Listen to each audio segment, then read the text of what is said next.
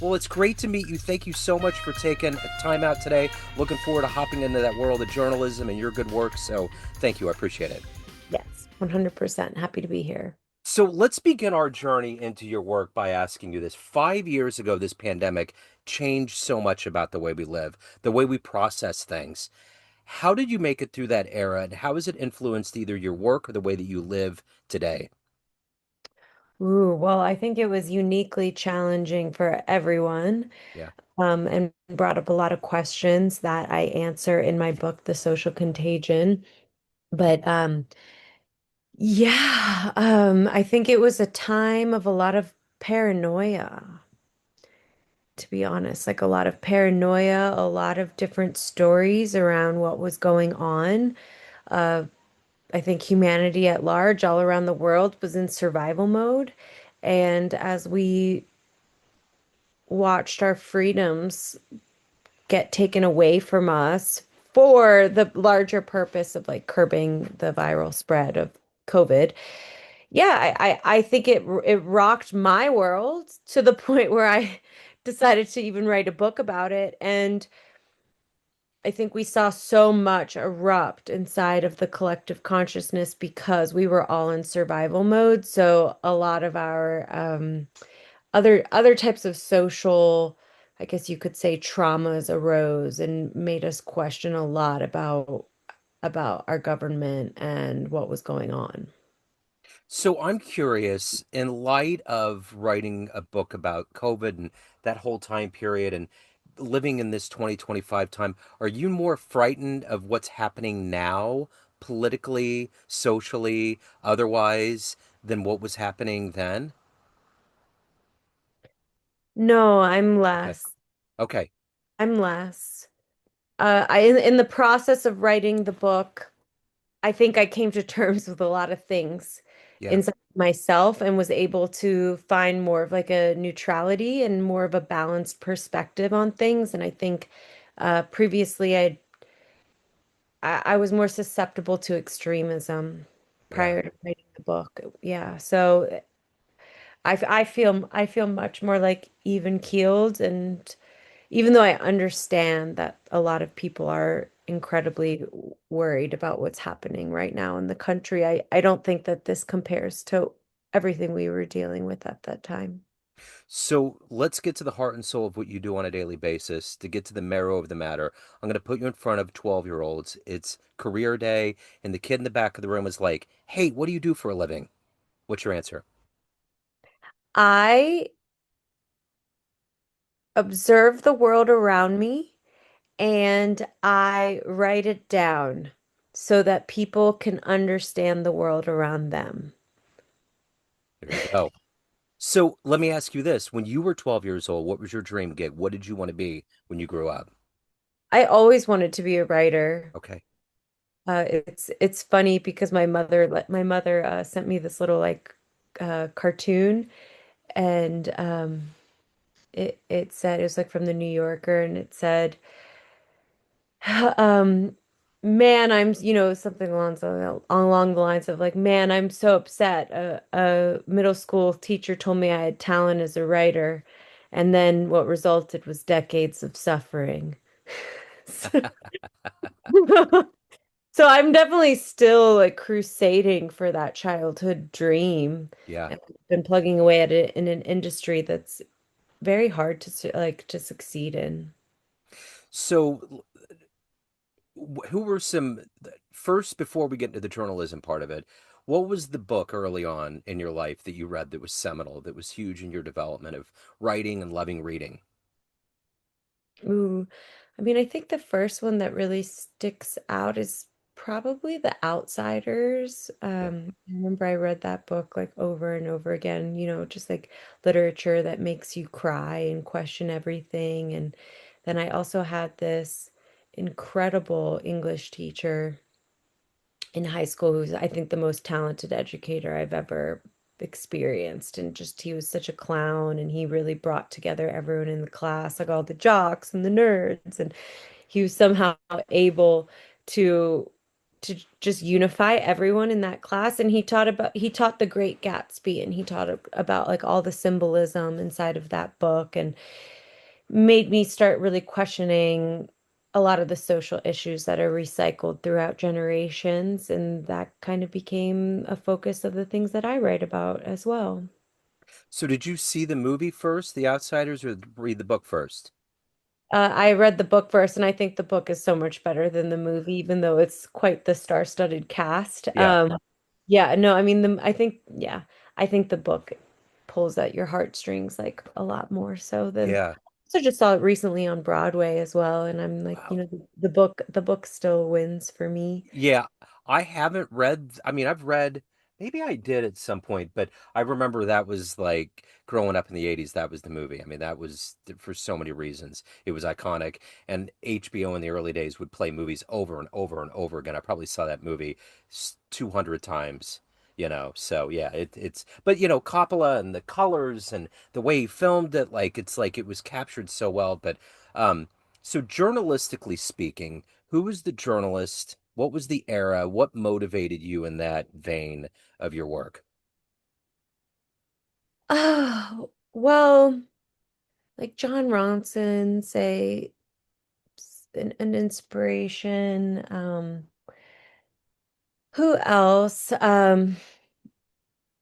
David Brooks. There's tons of writers that are great at what they do, but for me it's more of I love interviewing people. I love getting the scoop. I just remember when I was young and doing it, just going off like on an assignment and piecing things together and creating a little portrait of whatever the story was.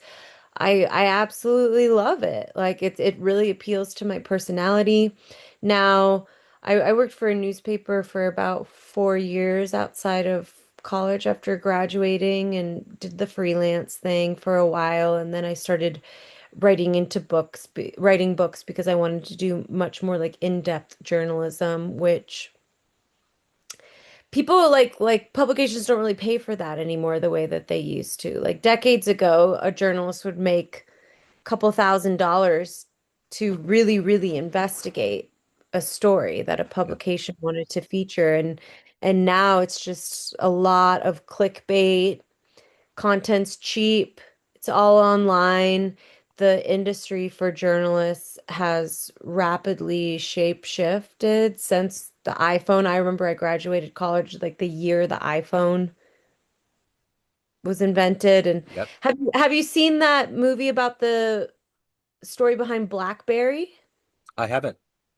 It's very interesting because it talks about like how one invention can just utterly shape the way we interact with each other. Because previously to the iPhone being developed, the BlackBerry was the number one phone, right? Yep. And it was considered completely revolutionary that you could text, call, and send an email from the same device. And they were like the top cell phone producer, but when Steve Jobs invented a phone where you could type on the actual screen instead of like the little buttons, like Yep. BlackBerry essentially almost went bankrupt, Yep. right? Yep. And the whole empire was crashed overnight by this like one invention. And I think that the iPhone did a very similar thing to journalism and to content and Yeah. how we operate as writers and monetize what we do. So who's been your hero? Who's been your inspirational force in your career? Oh, my inspirational force. Um, I'm really inspired by thinkers that are interdisciplinary and kind of blend different paradigms together. Like I'm really interested in the intersection of science and spirituality and um as far as journalism goes, I'm very inspired by like the reclamation of neutrality inside of journalism and moving away from this like very politically charged activist propaganda content that we are fed. So, I mean, it's hard for me to be like, okay, there's one person that's my inspiration, but I'm more like inspired by new paradigms of thought and people who are really deeply exploring where society is heading, but from a maybe like more expansive lens. Yeah. Who would be a dream interview? If you could interview anybody alive on the planet right now, who would you love to sit down and have an interview with? Ooh. We'll put it out Alive? in the universe. Uh, Alive? yeah. Well, we could do a ghost too. Eh, I've been like really into Prince lately. I'm just like revisiting Prince and I'm like, "Oh my gosh, like Prince was so epic." uh-huh. Um s Sitting down with Prince would be amazing. I mean, Yeah. I would love to sit down with Trump. I would. Yeah. If I could do that, like really an interview with Trump, that would be incredible. Just I hear he's completely different behind closed doors. really. Yeah, like when Bill Maher met with him, which was a lightning rod moment, he came out and said, "What you see is not what you get." I've talked to people that have been big business owners that have actually met with him, and they're like, "What you see is not what is going on." In fact, Sheen or somebody yesterday said something about gave him advice, like your advisors are giving you advice on how you need to be with the public, but you need to dig within. Because I think a lot of people knew him before this political part of his life, and there was a stark difference. So I mean, it's yeah, it would be yeah, it would be interesting. And but I don't know though, in a with a camera rolling, if he would be any different than he is otherwise. You know what I'm saying? Because there's just so many things that are going on, and there's an image that needs to be kept up, I would imagine. Yeah, it seems pretty off the cuff to me. Yeah. Yeah. That would Yeah. be a way of putting it. Yeah. Yeah, yeah. He seems pretty off the cuff to me. Yeah, he's just the most polarizing figure of our Yeah. time. I Definitely agree.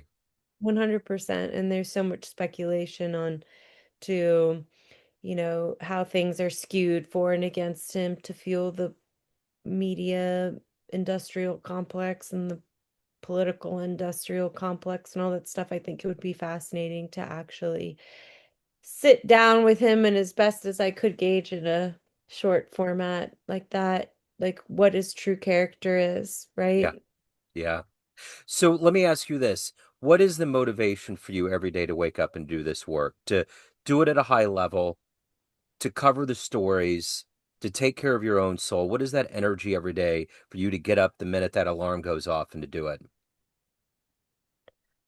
Ooh, I think the inspiration is the opportunity to evolve our culture, to make the world like inspire humanity, open the mind of humanity, bring together humanity, talk about these things that for the past 5 years have been such points of division and hostility in new ways and yeah, like really thinking about like what are the big issues of our time and what are solutions? I feel like podcasting has brought that divide, kind of skewed it. I think there's a level of this world that is not polarizing. It's not black and white. There's a lot of grays that are going on. I think we're all way more aligned than we think we are. Oh, I totally agree. And the purpose of my book is to, I guess, create a portrait of the gray. Yeah. So what was the first piece of writing, journalistically or otherwise, that you gave to somebody and saw that twinkle in their eye and thought, I have something here. I can go with this. Mm. Well, in high school, I wrote for the school newspaper, and my journalism teacher said I had a great voice and gave me my own column. So I had my own column in the high school newspaper for 2 years. Yeah. It's always, and then like I wrote for the literary magazine. I had that one English teacher I told you about who would pull me aside and after class and just be like, like you really do have talent. And now we harken back to the comic my mother sent me Yeah. around around like, was this a good idea or not? It's not that I don't love it. It's just that it's really challenging, you know? Um, Jobs are incredibly limited. I've been like going back to school to learn AI actually at this point because I see the way things are heading and how the work that I do can be so easily automated. Yeah. And so I'm kind of like exploring now like this intersection of artificial intelligence and the large language learning models with what I do and how can it help me become more productive? But yeah, like we're we're at we're at a turning point for so much, right? Where I could Yeah. have written that whole book from AI in, a few weeks, but I chose to do it by hand and do it the hard way and the long way and the expensive way. And there is, I think, will still always be a place for artistry, but the people who are sticking to that way of doing things, like it almost is a counterculture. I think it's gonna become almost like a counterculture movement moving forward. Like if AI, you do the jazz thing, like the music, if AI can compose a song that sounds just like Jimi Hendrix in 5 minutes, right? Right. And it's like indistinguishable between like which one's Jimi Hendrix and which one's the AI. But like to become someone like Jimi Hendrix, like the blood, sweat, and tears, the learning, the stage presence, like everything that's involved with being a human embodying your artistry, right? Like there has to be value in that, even if society doesn't monetarily reward those things as much as other things. There's something really important to culture and humanity that like revolves around that struggle to just become a master at something. It's that that whole saying "keeping it real" was a catchphrase for so long, and I think that's the world that we're entering right now. We're going to have to deduce. Like my son, he's 20 and he's on the spectrum, and he'll send me these videos, or I'll be listening to videos, and I'm like, that's not really happening. Like he'll do like last year, Steph Curry was at a press conference and he was just like, I want out of here. I want out of Golden State. I want to team up with so and so and I want to do this. And I'm like, that's not him. And it's like, we're going to have to get to that point where we start peeling back the layers, whether it's artwork or whether it's writing. We're going to have to, as humans, we're going to have to be able to deduce and look between the lines and say, that's not real. This is real. And that's a weird thing. It's very Orwellian. It's very dystopian.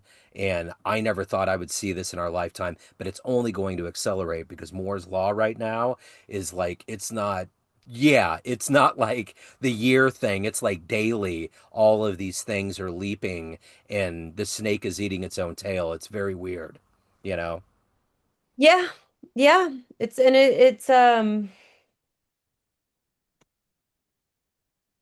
for us to value that, right? Sometimes I'm like, okay, I don't want to be almost like biased against things that are created with AI because there's tons of amazing things that are created with AI.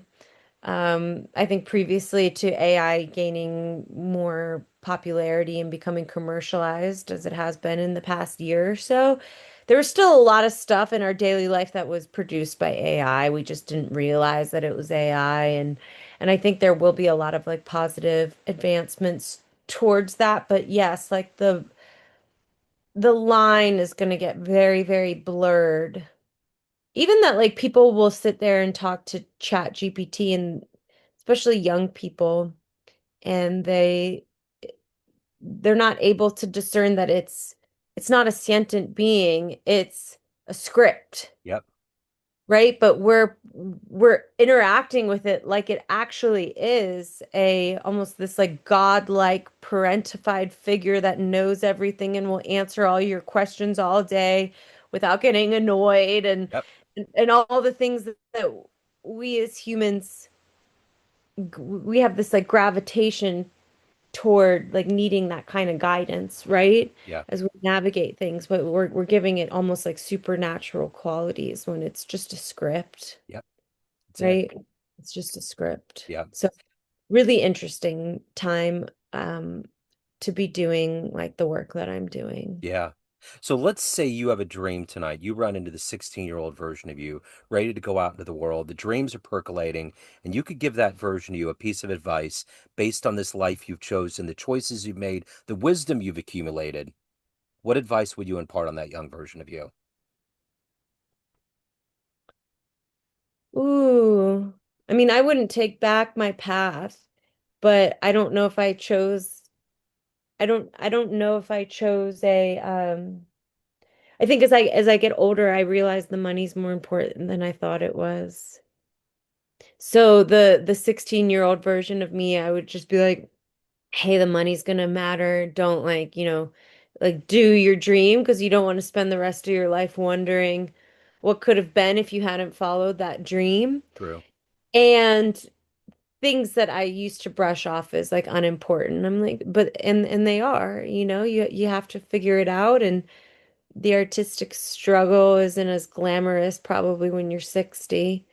And you know, Yep. yeah, it's probably not. And you don't got a pot to piss in.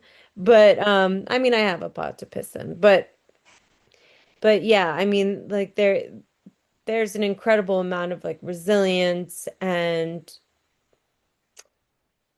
what else would I say? Like ingenuity Yeah. to be able to figure out how to make these things work in the world that we live in that is very expensive. It's an expensive world. Increasingly expensive. It's interesting because I think about when I was in college, I was a communications major because they didn't have a journalism major. And I wanted to get into broadcasting. I wanted to be a sportscaster. I wanted to be at ESPN. I wanted to do all of that. And I got internships and I got in there and I was like, I can't do it. I can't do this world. They were all totally freaks, like not in a good way, like overly emotional, blowing up on each other, popping medications for ulcers, not getting paid, quoting athletes asking the same questions. I just peeked in and I was like, I can't do it.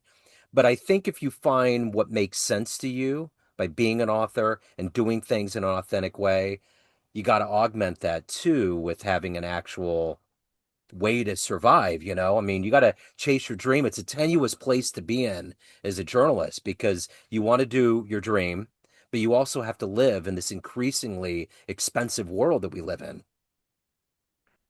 Yeah, it can suck the soul out of it.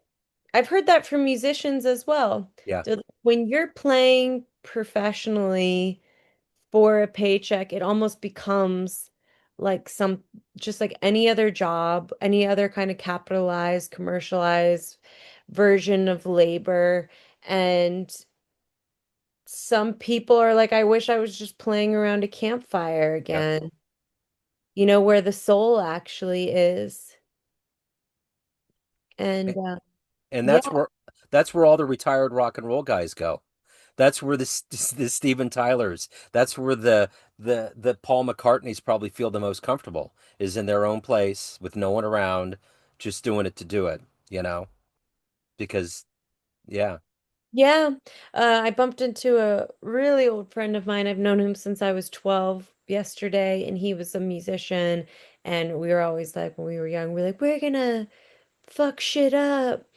I'm like, I'm gonna write the stories, you're gonna play the music. And he would have, I'm from DC, and he would have house concerts at his place. And I mean, these were some of the best concerts happening in DC. And like Bob Boylan from NPR would like always go there. And anyways, and now we're like pushing 40 and I'm like, like what are you doing? And I watched him play this very small, very low-key folk music showcase at a venue. And he's like, I'm still playing music, but I'm not like banking on becoming famous Yeah, and like this is my one thing that I'm doing. I have a son now. I'm married, like you have to kind of find a way to meet the world on the world's terms, but it doesn't mean like for those of us who really have that passion, it doesn't mean it has to die, right. right? It doesn't. It's just you have to find ways to express it that actually make sense for Yep, you long term. yep. Yeah. I Totally don't get it. think I'm ever going to become a famous journalist. Not because the talent's not Right. there.